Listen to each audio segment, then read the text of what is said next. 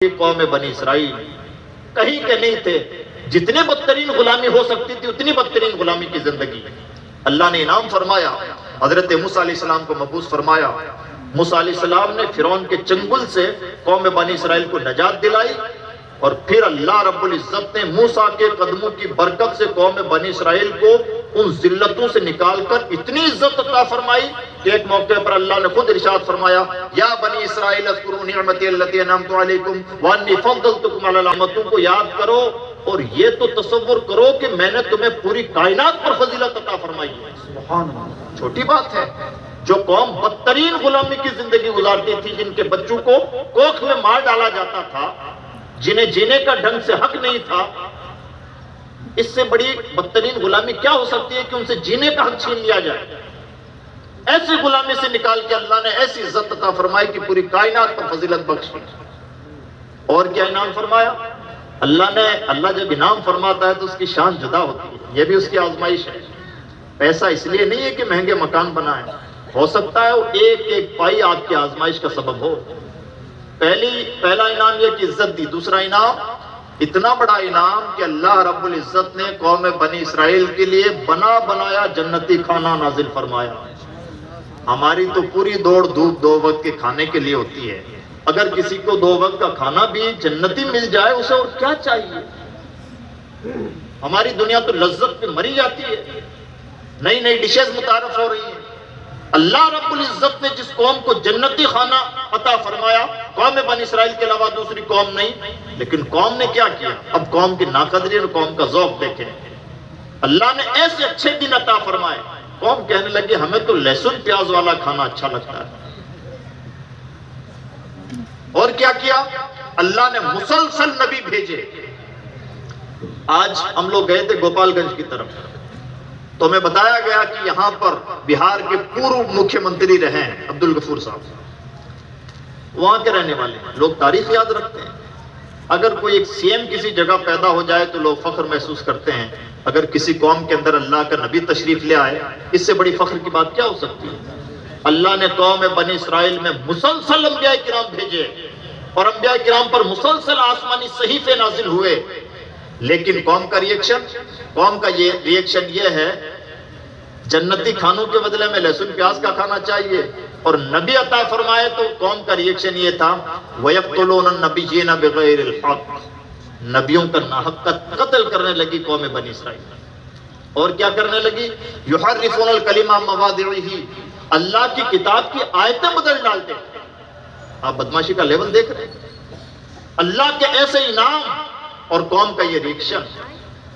اب یہ ایک زمانہ گزرا، زمانہ نوٹ کریں، اب پھر ایک زمانہ جب قوم کے اندر کوئی تبدیلی نہیں آئی تو پھر اللہ کا غضب نازل ہونا شروع ہوا۔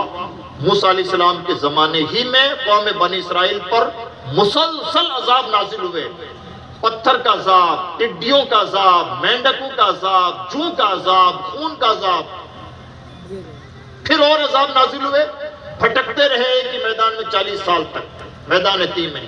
پھر اور اللہ کا غضب نازل ہوا تو اللہ رب العزت نے اسی قوم کے لیے جس کے لیے فرمایا تھا کہ ہم نے تمہیں پوری کائنات پر فضیلت عطا فرمائی، اسی رب نے اسی قرآن میں اسی قوم کے لیے دوسرے مقام پر ارشاد فرمایا ضربت علیہم الذلۃ والمسکنہ، اس قوم پر ذلت مسلط کر دی گئی ہے، یعنی یہ قوم جہاں رہے گی ذلیل ہو کے رہے گی۔ یہ کیوں ایسا ہے؟ ایک ہی قوم، الگ الگ اینگل۔ وہ قوم جس پر اللہ نے اتنی نعمتیں فرمائی، خود فرماتا ہے میری نعمتوں کو یاد کرو، وہی رب اسی قرآن میں ہم سب لوگوں کو حکم دیتا ہے اے لوگوں دعا کیا کرو غیر المغضوب علیہم، پروردگار ہمیں اس قوم میں سے مت بنانا جس پر تیرا قہر و غضب نازل ہو۔ جس رب نے اسی قرآن میں اس کے انعامات کا ذکر کیا، وہی رب اسی قرآن میں اس قوم کے قہر و غضب کا ذکر فرما رہا ہے۔ کوئی وجہ تو رہی ہوگی، وجہ وہی ہے بیچ کے عیاشی، بدگماشیاں، رب کی مسلسل نافرمانی۔ کیا مطلب؟ یہ صرف ایک چھوٹا سا قصہ ہے، قرآن قصے کہانیوں کی کتاب نہیں، اور قرآن اتنی ہلکی کتاب بھی نہیں جتنا ہلکے میں ہم نے اسے لے رکھا ہے۔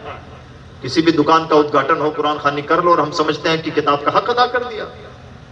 یہ اکیلی کتاب ہے دنیا کے نقشے پر جس کو حضرت عمر ابن خطاب عالم کفر میں سنتے ہیں تو ایمان کی توفیق مل جاتی ہے۔ کوئی کتاب ایسی نہیں جو صرف ایک مرتبہ کوئی سن لے تو اس کی دل کی دنیا بدل جائے. یہ صرف اللہ کے کلام کی طاقت ہے. اگر ہم گناہگار اللہ کے کلام کو اس حیثیت سے پڑھیں کہ اللہ کا کلام ہے, ہمارے گناہوں کا میل نہ دھلے. پرابلم یہ ہے ہمیں کسی مزار شریف کا کوئی پھول مل جائے تو ہمارے لیے تبرک, اور اللہ کا کلام جس کے بارے میں خود اللہ نے ارشاد فرمایا اگر پہاڑوں پہ نازل کیا جاتا تو ریزہ ریزہ ہو جاتا, کوئی پرواہ نہیں ہے, ہو گیا, یہ حق ہوتا ہو گیا. جب کوئی قوم قرآن پاک کی عظمتوں کو نہ پہچانے تو اس قوم کا کوئی بھلا نہیں کر سکتا. یہ کتابی ہدایت ہے. اس میں جو قوم بنی اسرائیل کے چہرے پیش کیے گئے ہیں, غلامی کا چہرہ, پھر انعامات کا چہرہ, پھر نافرمانیوں کا چہرہ, پھر قہر و غضب کا چہرہ, یہ ایکسیڈنٹ نہیں ہے, یہ ریگولر قدرت کا اصول ہے. یعنی ہر قوم کے ساتھ یہی پریکٹس ہوتی ہے, تمام سب لوگوں کے لیے یہ اصول ہے. اللہ پہلے انعامات فرماتا ہے, مہلت دیتا ہے, اور قوم کا ریئیکشن نوٹ کیا جاتا ہے کہ قوم کیا کرتی ہے. جب قوم مسلسل رب کی نافرمانی کرتی ہے تو پھر اللہ کے قہر و غضب کی لاٹھی برستی ہے, اور جب اللہ کے قہر و غضب کی لاٹھی برستی ہے تو قوم کو بچانے والا کوئی نہیں ہوتا. اللہ نے ہمیں یہ فضل و کمال عطا فرمایا کہ ہمارے مذہب کو حکومت عطا فرمائی, اقتدار عطا فرمایا, سرخرو کیا. اللہ رب العزت نے دوسرا انعام یہ کیا کہ حکومت تک ہمارے ہاتھوں میں دی, اور ہم نے کیا کیا, جو کچھ کیا وہ ہماری نگاہوں کے سامنے ہے. تو اب اس کا ریئیکشن کیا ہوتا ہے اور اس کا نتیجہ کیا ہوتا ہے, وہی ہوتا ہے جن نتائج سے ہم اور آپ اس وقت گزر رہے ہیں. بتانا یہ ہے کہ راتوں رات کے نتائج نہیں ہیں, لمبا چوڑا عرصہ گزرا ہے اللہ کے انعامات کا عرصہ, اور مسلسل عرصہ گزر رہا ہے اللہ کی نافرمانیوں کا عرصہ. یہ اللہ والوں کے آستانے ہیں جن کی بدولت ہم اور آپ عذاب سے محفوظ ہیں. ہمارے کرتوت ایسے نہیں ہے کہ ہم عذاب سے محفوظ رہیں.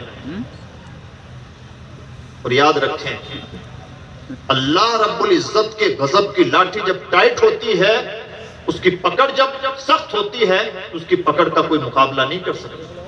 ان بطش ربک لشدید, تمہارے رب کی پکڑ بہت سخت ہے, اور رب جسے سخت کہہ دے اس میں نرمی کا کوئی کانسیپٹ تلاش نہیں کرنا چاہیے. اور جب رب سختی فرماتا ہے تو حالات ایسے ہو جاتے ہیں.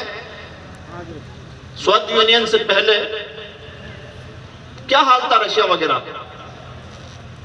عالم یہ تھا کہ گھروں میں بھی قرآن پاک کو چھپا کے نہیں رکھ سکتا تھا. خلافت عثمانیہ ڈاؤن ہونے کے بعد میں کیا حال ہو گیا تھا ترکی کا. نمازوں پر, مسجدوں پر اوپنلی پابندی عائد کر دی جاتی ہے. اس لیے قوم کی ذمہ داری بنتی ہے کہ اگر اللہ رب العزت اسے کوئی نعمت دے تو اس نعمت کی قدر کرے. عزیز دوستو, اب براہ راست اس وقت ہم جس ملک میں زندگی, جن حالات میں زندگی گزار رہے ہیں, ان حالات میں ہمارے کچھ کرنے کے کام ہیں اور کچھ نہ کرنے کے کام ہیں. نہ کرنے کا پہلا کام ہے جوش چھوڑیں, ہوش سے کام لیں. اب زمانہ جوش کا نہیں. جوش کا مطلب جیل خانہ ہوتا ہے, اور اس کے نتائج ہم دیکھ رہے ہیں. یہ زمانہ ہوش کا اور نہایت ہوش کا ہے. جوش سے کام نہیں ہوتے ہیں, اور جوشیلی قوموں سے بھی کام نہیں ہوتے ہیں. کام ہوتے ہیں ہمیشہ سنجیدہ مزاج لوگوں سے اور لیڈرشپ کی صلاحیت والوں سے. یہ ہمیشہ کا اصول ہے. دوسرا کام کرنے کا ہمارا یہ ہے کہ ہم ان چیزوں پر فوکس کریں جن سے قوموں کا مقدر بدلتا ہے.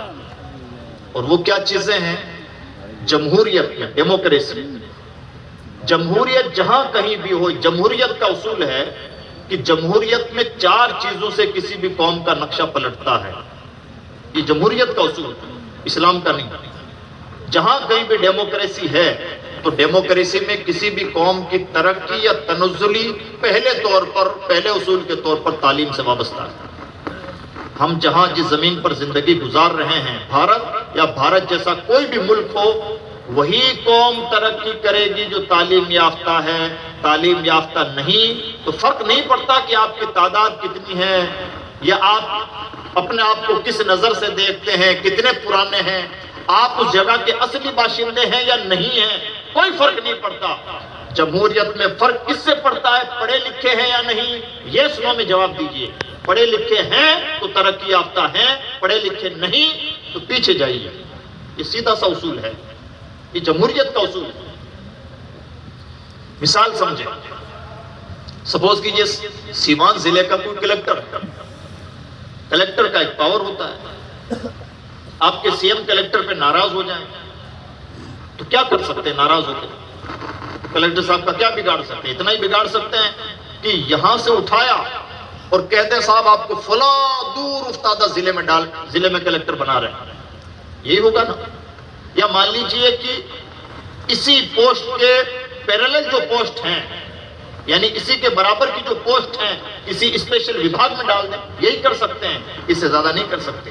اور یہ بھی کریں گے تو کہلائے گا کہ سی ایم اپنے پاور کا مس یوز کر رہے ہیں. لیکن کیا فرق پڑتا ہے کہ سیوان کا کلیکٹر سیوان میں ہے یا سیوان کا کلیکٹر کو اٹھا کے چھپرا کا کلیکٹر بنا دیا جائے؟ یہاں سیوان کا کلیکٹر تھا تب بھی وہ شخص پورے ضلع کا مالک تھا، اور یہاں سے اٹھا کے اس کو چھپرا میں پٹک دیا، وہاں بھی پورے ضلع کا مالک ہے. سی ایم اپنے اقتدار کا مس یوز کر کے ادھر سے ادھر ٹرانسفر کر سکتا ہے، یہ اس کا ظلم بھی ہو سکتا ہے. لیکن کلیکٹر جہاں رہے گا وہ ضلع کا مالک رہے گا، یہ اس کا ایجوکیشنل پاور ہے. بتانا یہ ہے کہ ایجوکیشنل پاور کو ڈسٹرب کیا جا سکتا ہے، اسے ڈسٹروائے نہیں کیا جا سکتا، اسے ختم نہیں کیا جا سکتا. آپ پڑھے لکھے لوگوں کو تھوڑی دیر کے لیے پریشان کر سکتے ہیں، مینٹل طور پر ٹورچر کر سکتے ہیں. پڑھے لکھے لوگوں کے اندر پڑھائی کے اندر اتنا دم خم ہوتا ہے کہ وہ اپنا ایک مستقل وجود رکھتی ہے، آپ اس کا کچھ بگاڑ نہیں سکتے. اور مثال دیکھنا ہو تو دیکھ لیں عیسائیوں. ہم تو مائنورٹی میں میجورٹی ہیں، یعنی سب سے بڑی اقلیت ہیں. ہم سے بھی زیادہ مائنر وہ ہیں، ان سے بھی زیادہ مائنر جین ہیں، اور بھی کمیونٹیز ہیں. لیکن آپ کو حیرانی ہوگی، آپ کی زمین میں تو بڑے دنگے سہے ہیں. آزادی کے بعد سے بھارت میں جب بھی کوئی دنگا ہوا، ہندو ورسز مسلم ہوا، آپ نے دیکھا ہندو اور عیسائیوں کا دنگا کیوں نہیں ہوتا؟ ہندو اور جینیوں کا کیوں نہیں ہوتا؟ ایک دنگا سکھوں سے ہوا، اس کا بھی ایک الگ ریزن تھا، اور اس کے بعد میں کبھی نہیں ہوا. اور اتنا سنبھالا اپنے آپ کو کہ ہمارے لیے آئیڈیل کی حیثیت رکھتے ہیں. کیوں؟ اس لیے کہ عیسائی پڑھنے پڑھانے میں بزی ہے، اور اتنا بزی ہے کہ جتنے بھی اقتدار میں بیٹھے ہوئے ہیں ان میں سے بہت زیادہ لوگ وہ ہیں جو عیسائی اسکولوں سے پڑھ کے آئے ہیں. ان کے لیے کوئی غلط پالیسی نہیں بنا سکتے. ذہن میں ایک کانسیپٹ ہمیشہ رہتا ہے کہ میں مشنری اسکولوں کا پاس آؤٹ ہوں. جین اپنا پیسہ کمانے میں بزی ہیں. ہماری 50 تنظیموں کے نام آپ نے سنے ہوں گے، آل انڈیا فلاں تنظیم، یہ تنظیم، فلاں علاقے کی تنظیم. آپ نے نہیں سنا ہوگا کہ جینیوں کی بھی کوئی تنظیم ہے. آپ نے کبھی نہیں سنا ہوگا کہ جینیو کوئی آندولن کر رہے ہیں. آپ نے نہیں دیکھا ہوگا کہ وہ ریلی نکال رہے ہیں، میمورنڈم پیش کر رہے ہیں، زندہ باد اور مردہ باد کر رہے ہیں. لیکن آپ کبھی بھی کوئی مثال نہیں دکھا سکتے کہ ان کا کوئی کام رکا ہوا. وجہ یہ ہے کہ جو قوم پیسے والی ہوتی ہے اس ملک میں اسے حیثیت ملتی ہے. جو قوم پڑھی لکھی ہوتی ہے اسے باحیثیت نظروں سے دیکھا جاتا ہے. یہ اصول ہے جمہوریت کا. جو پڑھا لکھا ہے عزت پایا ہوا ہے. اب ذرا سا ہم جائزہ لیں کہ ہم پڑھائی لکھائی میں کہاں کھڑے ہیں. میرے پاس بہت زیادہ وقت نہیں ہے لیکن مختصر میں سنیں. ہائر ایجوکیشن جسے کہتے ہیں، ہائر ایجوکیشن میں ہمارا ریشو 10 پوائنٹ کچھ ہے، 10.8 مان لیں، 10.8.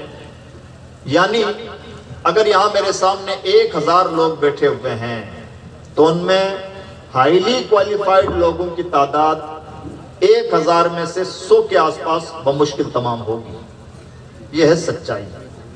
اور یہ وہ ریشو ہے، یہ وہ تعلیم ہے کہ آج کے دور میں بہت سارے بزنس کے لائسنس بھی اس وقت تک نہیں ملتے جب تک آدمی ہائر ایجوکیشن سے وابستہ نہ ہو. اور نوکریوں کی بات کریں تو تقریباً 4% کے آس پاس ہوتے ہیں. تو یہ ہے ہمارا ریشو تعلیم. اور یہ کون سی تعلیم؟ یہ ماڈرن ایجوکیشن کی میں بات کر رہا ہوں، اسکولنگ کی بات کر رہا ہوں. سب سے زیادہ بیچ میں پڑھائی چھوڑنے والے بچے جسے ڈراپ آؤٹ کہتے ہیں ہماری قوم کے. اور اس کو زمینی طور پر پرکھنا چاہیں تو یہاں ایک لائن سے پوچھتے جائیے بیٹا پڑھائی کہاں تک کی ہے، اجی وہ پڑھائی تو کیا ہے کہ وہ 8ویں تک کی